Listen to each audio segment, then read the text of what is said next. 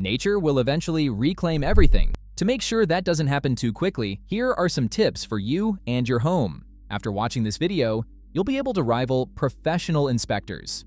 Let's start our inspection at the very top, with the roof and everything else at the highest point of your house that braves the weather day in and day out. Most homeowners only look up once water is already seeping through the ceiling, but the actual damage begins much earlier and far more subtly.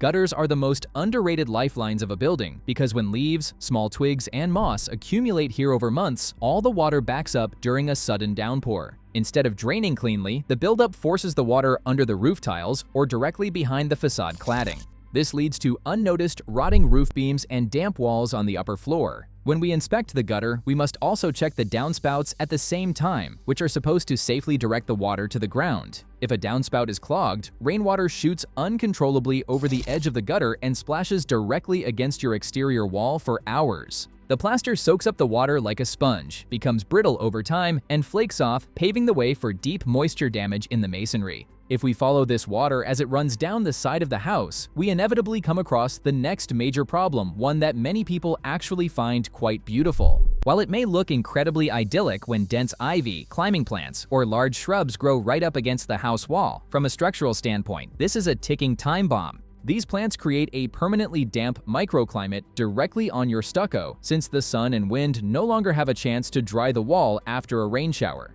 In addition, the fine root system forces its way into even the tiniest cracks with tremendous force, causing the material to burst open from the inside. While we're on the topic of shrubs and plants on the wall, we should also take a look at the ground level, where the ventilation openings for the basement are located. These small grates are extremely often accidentally covered up or completely overgrown when trimming shrubs or spreading fresh bark mulch in the spring. The result is massive heat buildup and a lack of air circulation in the rooms below, which creates the perfect breeding ground for harmful mold in the basement. If we move a little further into the garden from the bushes along the facade, we inevitably come across the large trees, whose potential danger is usually completely underestimated. Many people plant a beautiful tree, enjoy the shade it provides, but don't think about how it will grow over the next 20 years. A tree that looks harmless today develops a gigantic and aggressive root system underground that stops at nothing in its search for water. These roots can literally push in the thick concrete walls of your basement, lift the foundation, and cause cracks through which groundwater then seeps unhindered into your home.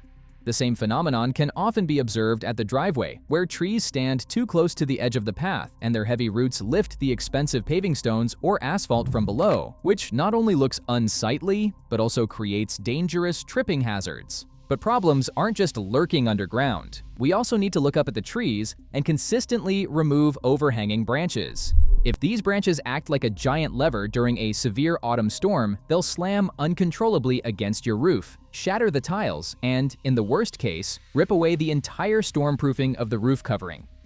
The damage to the driveway mentioned earlier brings us straight to our next checkpoint: the paths and driveway on your property. Many homeowners ignore small cracks in the asphalt or in the joints of the paving stones, thinking they're just a minor cosmetic flaw. However, this is a fatal misconception because especially in late fall and winter, this area turns into a real construction site when water seeps into these tiny cracks. As soon as the first frost arrives, the water inside freezes, expands with unimaginable physical force, and blows the pavement apart from the inside out. To avoid such costly repairs, you must always ensure that all water is effectively drained away from the house. This means that your entire driveway and walkways must have a slight but noticeable slope, so that rainwater never runs toward the house's foundation, but is instead directed cleanly into the garden or a designated drainage system.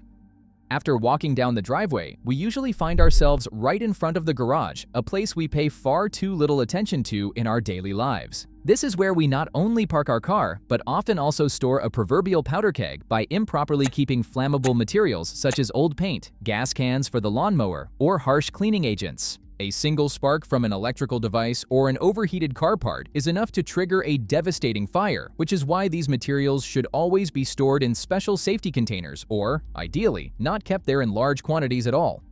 But mechanical issues can also lead to costs here, which is why you should regularly test your garage door and lubricate the tracks and springs. A door that's hard to open will overload the electric drive in no time, leading to an expensive total loss of the motor. As we wrap up the topic of the garage, our attention shifts directly to the garden shed standing at the edge of the property. Since we spend less time there, we often overlook the first signs of moisture caused by a leaky roof. If the roofing felt or shingles of the shed are damaged after a hailstorm, the wood of the roof structure slowly rots away until the entire shed eventually becomes unstable and, in the worst case, collapses completely under heavy snow loads in winter.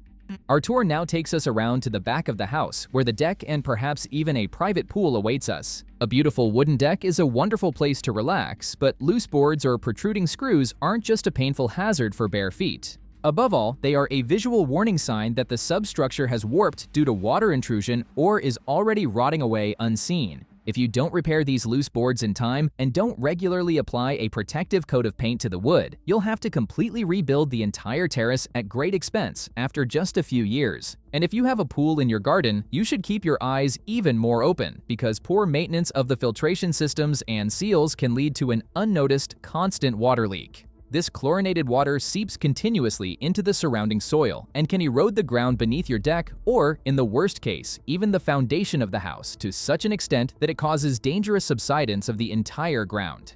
Before we finish our inspection, let's take one last close look at the exterior wall of the house to check for even the slightest warning signs. Just as with the driveway, you should never simply ignore small cracks in the stucco. These cracks are caused by the house's natural settling or by extreme temperature fluctuations between summer and winter. If you don't seal these fine lines in time with an elastic exterior paint or special plaster, moisture will seep deeper into the stone with every downpour. To ensure you can spot all these subtle changes, cracks, or sagging in time, you should also test your entire exterior lighting system at the same time. Well-placed and functioning lighting not only protects you from uninvited guests in the dark, but also ensures that during an evening walk around the house, you immediately notice even the smallest changes before they turn into a major repair issue. So you can see for yourself that with relatively little effort, you can protect yourself from a lot of unnecessary damage. Your home and your wallet will thank you for it. Homeowner Secrets, your go-to channel for all things home. See you in the next video. Until then, stay safe.